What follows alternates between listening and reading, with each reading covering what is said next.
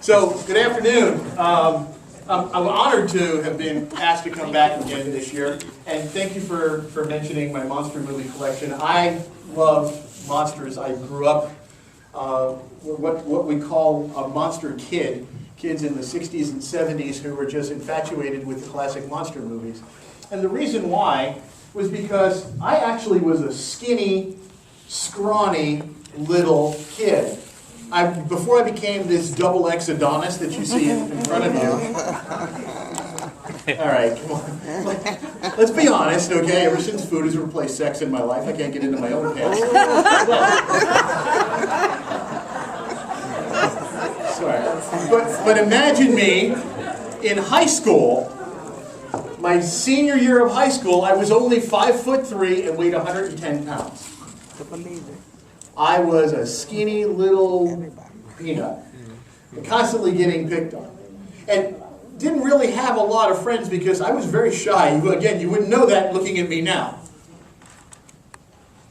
And it's funny, I went to my, actually they just had my 40th, I didn't go to that one, but at my 35th high school reunion. I hadn't seen most of these people in all those years. And I'll tell you, there were some old people there. Just saying.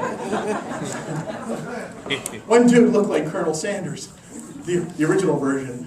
And it just, it's just amazing to me how old some people got. But anyway, but I went to the reunion, like I said, and nobody had really seen me in many years. And I wound up sitting with a few young ladies who were not part of my clique, or I should say I wasn't part of their clique.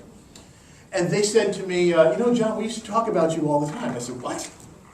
I didn't even know you knew I existed. I was this skinny little shy kid. I did play the guitar, and I played in a garage band called Good Smoke. It was the 70s.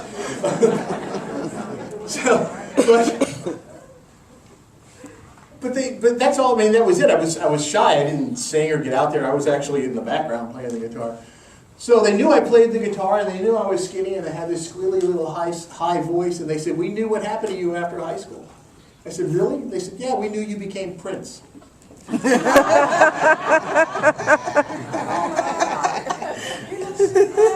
sure do. Anyway, but being the scrawny little kid that I was, I got infatuated with monster movies. I mean, the comic book era was all the rage, and I wish I had powers like a superhero, but I knew I probably wasn't going to get bitten by a radioactive spider or anything cool like that. So I wound up finding in monster movies the thing that would help me to overcome. And I realized that in monster movies, well, I'll get to that in a second. I have to show you my infatuation, because this was my room. Maybe. There we are. This was me. I always had a fuzzy face. Reading monster magazines with posters on the wall and models and toys. I was just infatuated with monsters because no matter how big and how nasty the monsters were, I found that they can always be defeated. You can always beat the monster, whether it's through innovation, or coming up with some really cool ideas, or maybe it's just getting a whole bunch of people together and doing things in teamwork. You're always able to fight off the monsters.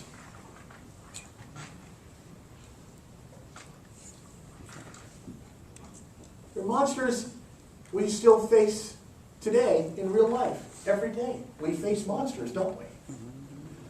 We have monsters at work. We just had a session talking about change. Sometimes change is looked at as a big, nasty monster, right? We're dealing with monsters at work. We're dealing with monsters at home. There are monsters all around us.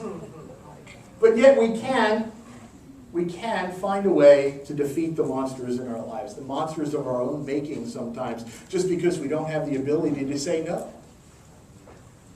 And here's what I learned about fighting monsters. When I was watching these old movies, monsters were afraid of fire. So if you had the good burning fire within you, you can fight off the monsters. All you needed was a torch. And when you're dealing with the big monsters, you get a bunch of people with torches together. Right? Those of you who have ever watched these old monster movies, almost every time they're chasing the monster, they're looking for the monster. Villagers with torches can fight off the monsters. They can take anybody on. So that's all we need to fight off the monsters in our life, to fight off the challenges that we face, is we need a torch. But we can't fight off the monster if our torch goes out. If we've burned ourselves out. If that inner fire has gone dim.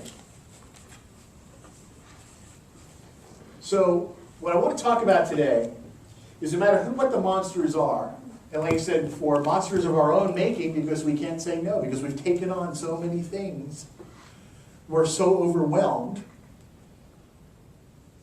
I want to talk about how we can get that fire lit and keep it lit. Sound good?